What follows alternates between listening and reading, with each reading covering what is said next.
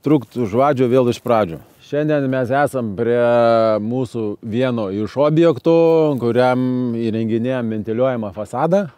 Fasado sistema, kuri, mano nuomonė, šiai dienai yra racionaliausias sprendimas. Tai yra plokštė ir mediniai tašai. Kodėl jinai racionalesnė už klasikinę vatos sudėjimą?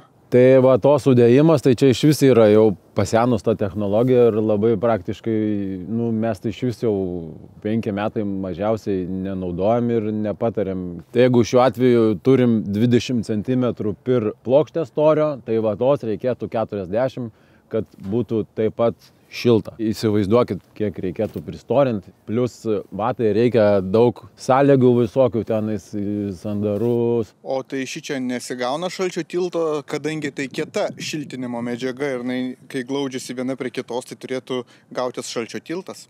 Tai ar kieta, ar minkšta, čia tas nenusako tos medžiagos šiltumą, nusako jos šiluminė varža, ne? Tai šiuo atveju šita medžiaga yra šilčiausia, kas dabar yra rinkoje.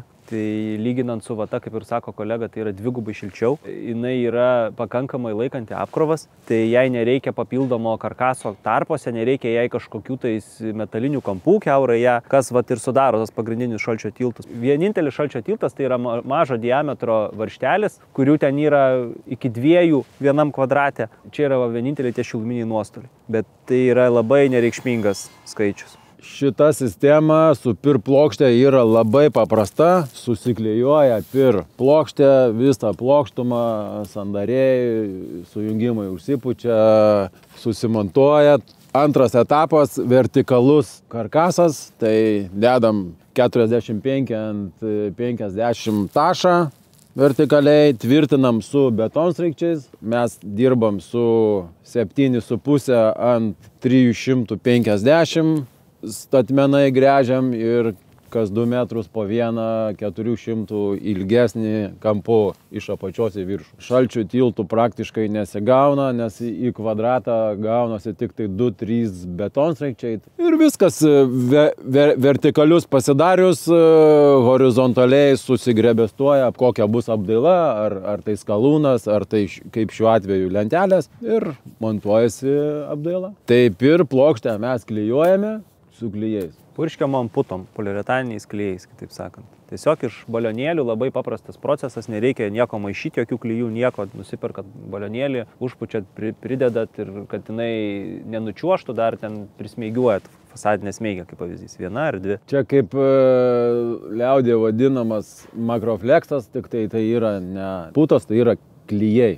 Specialūs skirti. Pirmas klausimas, ar tas montažinės putos pučiasi perimetru, ar reikia viską išpūsti? Ir antras klausimas, kas geriau, kokie blokeliai, kad būtų ar silikatiniai, ar molio? Putos klijai pučiasi visų perimetrų, aišku, plus špuntai visi klijuojasi. Plokštė yra špuntuota jungimai, o dėl blokelių tai geriausiai į silikatinį blokelį. Jeigu jūs statot namą ir planuojate turėti ventiliuojamą fasadą, tai visą laiką galite atsižvelgti į tai ir geriausiai rinktis silikatinį blokelį, tai geriausiai į jį tvirtinti. O kodėl ne metalinį fasadą čia dėjote? Todėl, kad yra pas mumis medinė apdaila, su medžiu daug paprasčiau dirbti. Ir jeigu metalinis, tai turės būti arba metaliniai kampai, arba speciali tvirtinimo sistema. Lentelę prie metalo nepridėsi, vėl prie to metalo reikės dėti medį. Išorinė apdaila apsprendžia iš principo, koks bus tas karkasas. Jeigu tai yra medis, tai karkasas yra medinis. Jeigu ten yra kažkoks plokštės, dar kažkas, tai greičiausiai būna aliuminis, metalinis. Čia yra racionalus sprendimas, yra dabar jau tų sistemų ir kitokių, ant tvirtinasi ten kronšteinai, aliuminiai karkasai, bet tai yra pakankamai brangūs sprendimai. Pavyzdys, gali sistema kampai ir metalas kainuoti namui 15 000 vien tą sistemą. Tai kainą skaičiuojame individualiai kiekvienam namui, kadangi namai labai skirtingi, kaip matot, šitas čia labai įmantrių formų, šitą brangiau imam, jeigu paprastas pigiau, tai žodžiu po susitikimo su užsakovu išanalizuojam projektą ir suskaičiuojam konkrečiai namui sąmatą. Vieno skaičiaus nėra. Vienur yra daug plokštumų, mažai langų, tai kaina vienokia, kitur yra daug langų, mažai plokštumų, tai kaina kitokia. Atkreipkite dėmesį, čia yra architekto sumanimas toks įdomus. Langai yra visiškai ištraukti, visiškai iki apdailos.